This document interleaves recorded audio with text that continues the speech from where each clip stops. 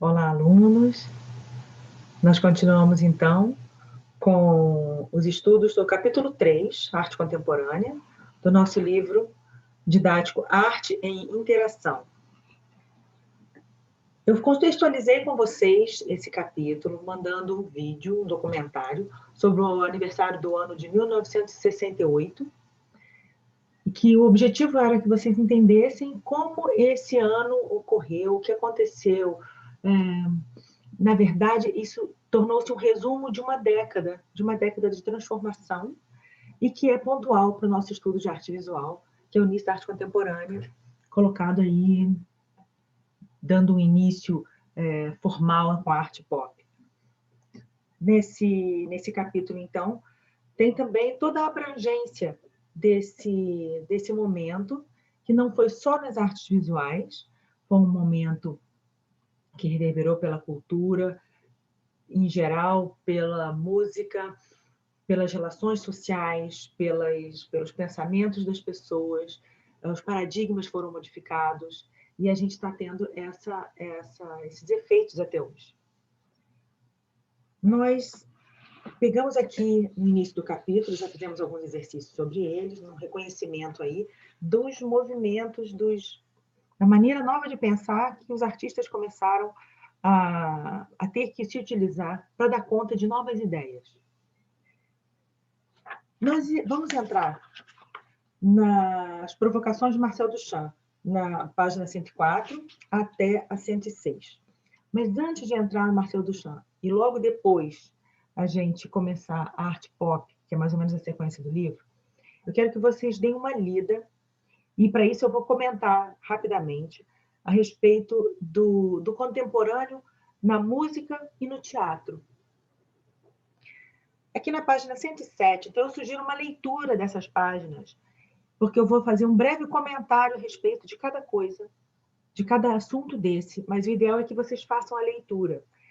Essa leitura é bem interessante para todos nós, mas ainda vai ser mais interessante para os alunos que gostam de música e que trabalham com música e teatro de alguma forma.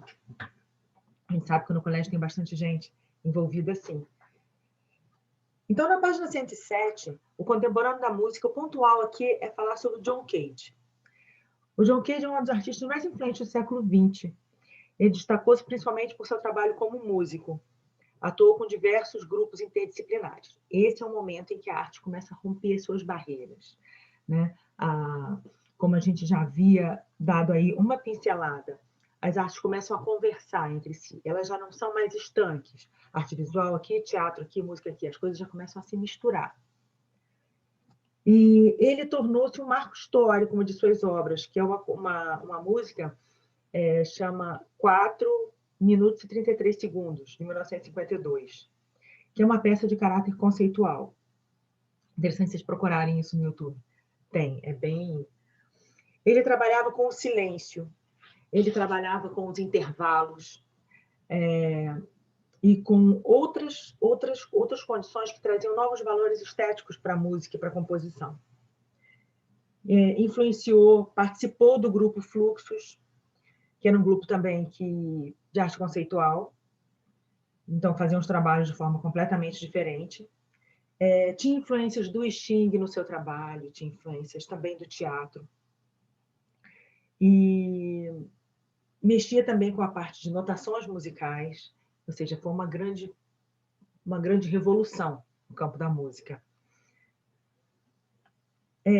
O que ele trazia tinha muito a ver com um conceito de paisagem sonora, que é um conceito de Schaeffer, também um músico norte-americano, que ele trazia esse conceito de paisagem sonora como não apenas a música que estava sendo feita, mas todos os sons ambientes de cada... Então, ele entendia que cada local tinha sons ambientes, tinha ruídos, e que cada local, então, tinha sua paisagem sonora.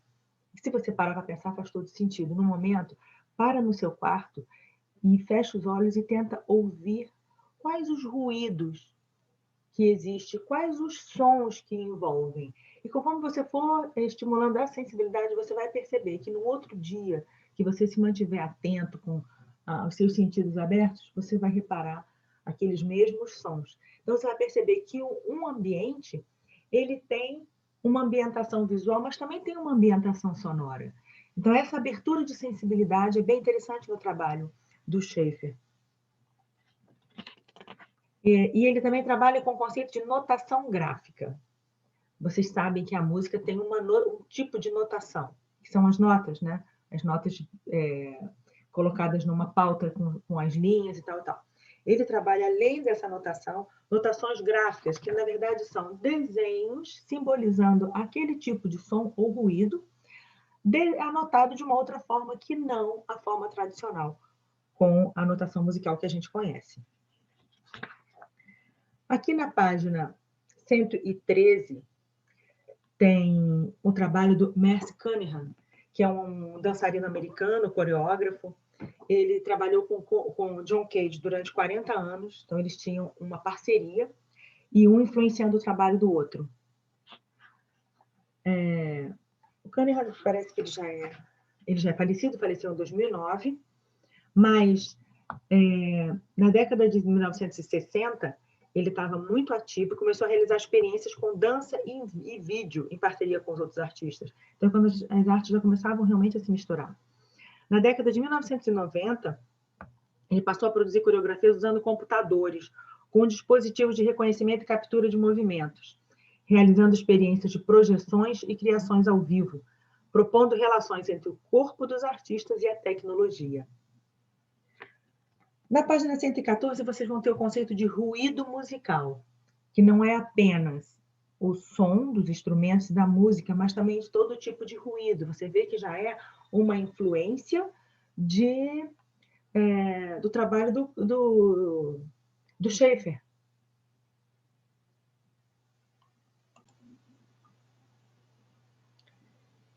O conceito, então, de ruído musical foi muito importante nessa época, ou seja, sons que não eram exatamente os emitidos pelos instrumentos musicais. E isso foi a base também para o trabalho do que eles chamam de designer de som, ou que nós chamamos aqui de sonoplastas, que está a definição direitinho, está na página 115. Vale a pena, para quem é interessado em som e música, é um trabalho interessante. Na sequência, na página 116, ele fala sobre música concreta e música eletrônica. Na metade do século XX, aparecem essas duas linhas de pensamento de criação musical, associadas aos avanços tecnológicos daquele momento. A música concreta partia da manipulação das fitas magnéticas onde eram gravadas as músicas. Então, essas fitas, para produzirem novos sons, eles cortavam, colavam, e na hora de que a música, o som estivesse sendo executado, alterava a velocidade da emissão ou da gravação. Hoje em dia, isso é feito no ambiente digital, dos computadores, né? E que, na verdade, utiliza-se dos mesmos recursos, né? Cortar, copiar e colar, ou seja, você também faz a mesma coisa que fazia-se concretamente com a fita magnética, hoje consegue-se fazer dentro do ambiente digital. E também, então, nessa época, tiveram dois linhas de pensamento e a outra era a música eletrônica. A música eletrônica, a diferença da música concreta é que não partia do concreto, ou seja, do material físico da fita magnética sendo manipulada, mas diretamente dos sons eletrônicos, ou seja, que não eram produzidos na natureza, que eram produzidos em ambiente já de computador. Nessa página temos, na página 117, na faixinha Conexão, tem um comentário sobre os Beatles e a importância que tiveram na década de 1960. E na sequência, para vocês conseguirem perceber esse espírito revolucionário, né, desse início do século XX, fala do contemporâneo no teatro, com seu precursor, um francês chamado Antonin Artaud.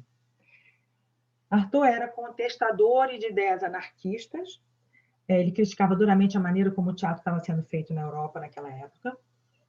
Segundo ele, o teatro tinha se desviado da sua função, de certa forma, ritualística, dentro da espiritualidade humana, para servir os interesses burgueses e econômicos, ou seja, apenas para entretenimento. Mas isso ele fez, gente, a partir da década de 1920, ou seja, ele estava muito à frente do seu tempo. Não teve reconhecimento em vida, mas foi influenciador de inúmeras vertentes, eu vou falar delas agora. Ele chegou a propor, para vocês terem uma ideia, que as cadeiras do teatro fossem giratórias, para que o público pudesse participar e que a encenação ocorresse em todos os espaços do ambiente teatral. Isso é uma coisa muito à frente, mesmo do tempo dele.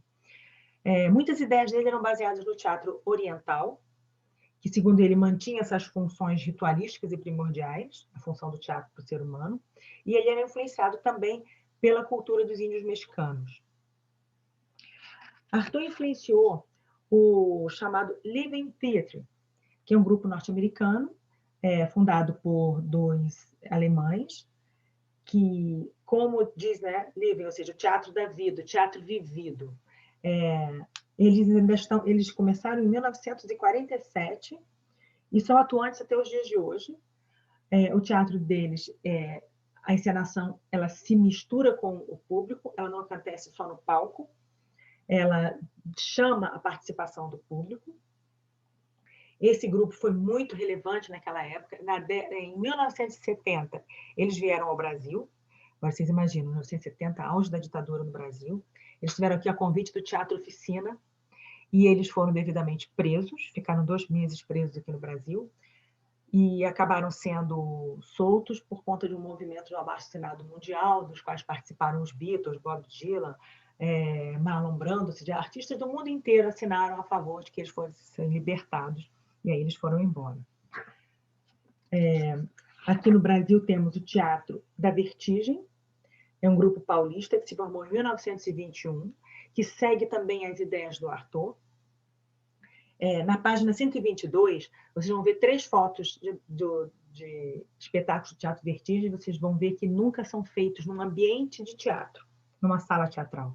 Eles estão sempre na rua, em prédios, no meio da rua mesmo, entre os passantes. Então, é uma proposta em que envolve o público totalmente diferente do teatro, como ele é feito até então. E esse nosso tópico fecha com uma entrevista da diretora Ariane Nocchini. Ela é a diretora do Teatro de Soleil, ou Cirque de Soleil, como queiram. É um grupo que foi fundado na França em 1964, que está em atividade, famosíssimo, já deve ter ouvido falar, já veio ao Brasil algumas vezes. É um grupo enorme e tem artistas do mundo inteiro. Ela fala que eles são do país teatro. Para ela não tem estrangeiros na companhia dela. São todos artistas e o país deles é teatro. É uma entrevista bem interessante, que está na página 123, 124, vai até a 125, em que a gente fecha esse tópico, então. Insisto que vocês façam essas leituras até a página 125, porque isso contribui para que vocês percebam que a arte contemporânea ela abrange todas as manifestações artísticas e essa é a chave para o entendimento da arte que nós estamos vivendo agora. Tá? Então, quero que vocês façam uma boa leitura e um bom estudo. Muito obrigada.